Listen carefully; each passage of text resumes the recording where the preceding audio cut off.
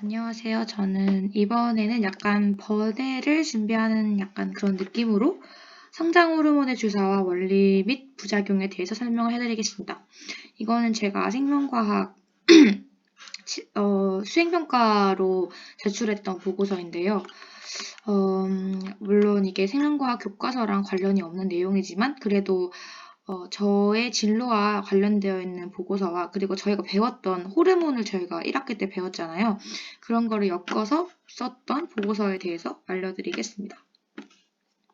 일단 제가 특히 호르몬 중에서 성장 호르몬을 고른 이유는 물론 이 성장 호르몬은 저희가 교과서에서 주의 깊게 다루지는 않았어요. 단지 그냥 이런 호르몬이 있다라는 것만 배우긴 했는데 제가 성장 호르몬 한 이유는 제가 예전에 성장 호르몬 주사를 맞으려고 했었던 기억이 있었습니다. 제가 알다시피 제가 딱히 키가 엄청 큰 편도 아니라서 예전에 어렸을 때 건강검진을 받으러 갔을 때 의사 선생님께서 성장 호르몬 주사를 맞는 거 어떠냐라고 권유를 하셨어요. 근데 저희 어머님께서 안 맞겠다고 하셔가지고 안 맞았긴 했는데 그래도 이 성장 호르몬 주사가 어떤 원리로 사람들의 키를 좀 키우고 그리고 이러한 부작용에 대해서 정말 알아보고 싶어서 이런 보고서를 쓰게 되었습니다. 일단 처음 성장 호르몬의 간단한 정의부터 말씀을 드리겠습니다. 성장 호르몬이란 신체의 성장, 발달 및 재생을 자극하는 호르몬으로 뇌의 하부에 위치한 뇌하수체의 전엽에서 분비가 되고 시상하무의 호르몬에 의해 통제가 된다. 일단 저희가 항상 호르몬 배웠을 때 뇌하수체 전엽이라는 말을 되게 많이 언급이 됐었는데 이 호르몬조차도 뇌하수체 전엽에서 분비가 된다고 합니다. 저희가 생명과학 1학기 때 음성 피드백이라는 걸 배웠었잖아요. 제가 이게 음성 피드백일까라는 것을 조사를 해보았어요. 근데 성장 호르몬이 음성 피드백은 아니고 여기 보시다시피 시상하부는 성장 호르몬 방출 호르몬과 성장 호르몬 억제 호르몬을 통해 성장 호르몬의 분비를 조절한다. 하지만 방출 호르몬과 억제 호르몬이 둘 다 존재를 하기 때문에 직접적인 음성 피드백은 일어나지 않는다.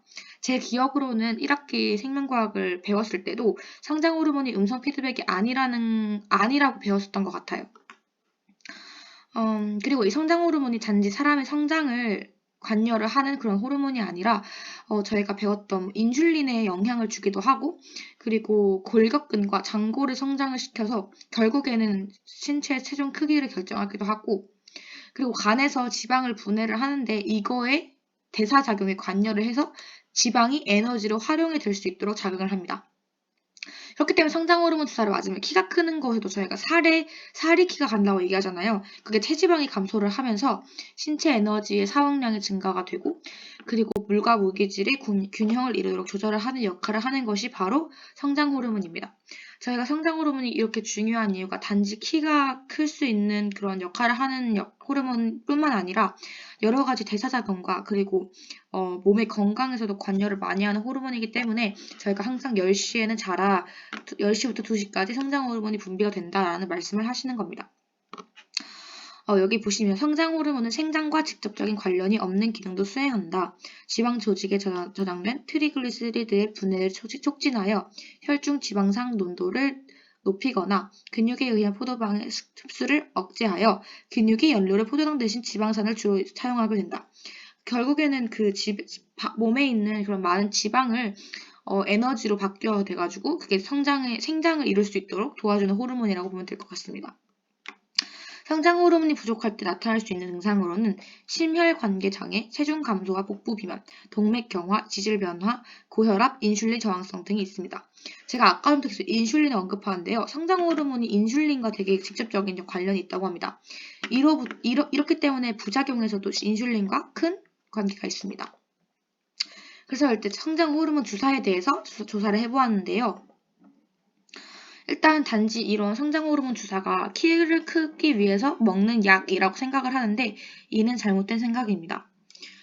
성장 호르몬 분비가 부족한 소아나 결핍증을 가진 성인 등의 성장 장애를 치료하는 의약품이라는 표현이 더 맞습니다. 그러니까 키를 크기 위해서 먹는 약이 아니라 약간 키에 관련된 병이나 결핍증을 가진 사람들의 그런 병을 치료하는 의약품이라고 생각하시면 되는 거죠. 어쨌든 주사니까 이것도 하나의 의약품이라고 생각하는 게 표현이 더 맞는 표현이라고 합니다. 그리고 이제 사람들이 흔히 가지고 있는 잘못된 생각으로는 성장 호르몬 주사를 맞으면 모든 사람이 키가 크게 될 것이다 라는 잘못된 생각을 가지고 있는데요. 이러한 성장 호르몬을 맞기 위해서도 이러한 호르몬 주사가 적합한 사람의 조건이 있고 적합하지 않은 사람이 있습니다. 저희가 수업 시간에 배웠던 유전병 중 하나인 터너 증후군, 이러한 증후군이 동반된 질환한테는 이러한 성장 호르몬의 치료가 필요하다고 할 수 있다고 합니다. 이 외에도 저희가 아까 저의 경험처럼 특별히 그 나이대에 비해서 성장은 문제가 없는데 키가 좀 작은 편이거나 그런 사람들에게도 이런 주사를 권한다고 합니다. 만약에 정말 건강한 성인, 그러니까 키가 딱히 작지도 않고 유전병도 문제가 없는데 건강한 성인이 성장 호르몬 주사를 맞게 된다면 여러 가지 부작용이 나타날 수 있습니다. 성장 호르몬 주사는 대부분 10세 이후, 즉 사춘기가 시작된 후 성장판이 닫히기 직전까지 맞는다고 합니다. 왜냐하면 주사의 효과가 성장판이 닫히기 전까지만 지속되기 때문에 이 시기를 잘 선택하는 것이 중요합니다. 성장 호르몬 주사에도 두 가지의 종류가 있는데요. 첫 번째는 액상제제이며 용액으로 만들어져 있는 그런 주사입니다. 두 번째는 동결건조 분말 제제인데 이것은 용해를 직접, 그러니까 증류수를 같이 섞어서 용해를 식힌 후 사용한 제품입니다. 저는 성장 호르몬 주사를 그냥 병원에서 딱 한 번 맞으면 그 효과가 지속될 줄 알았는데 이 주기적으로 계속 맞아야 된다고 하더라고요. 그것 또한 저한테는 되게 새로운 정보였던 것 같습니다. 저는 이제 부작용에 대해서 다뤄볼까 하는데요.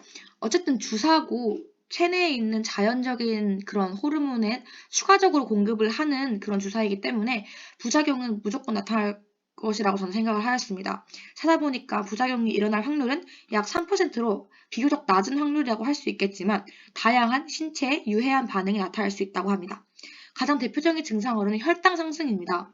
성장 호르몬은 항인슐린 효과가 있어서 혈당을 증가시키는 작용을 한답니다. 근데 이제 주사를 더 추가적인 주입을 함으로써 혈당을 점점 더 상승시킬 수 있다는 것입니다. 이로 인해서 당뇨병이 더 추가적으로 발생할 수도 있고 기존의 당뇨병을 앓고 있던 사람들은 그 병이 더 악화될 수 있다고 합니다.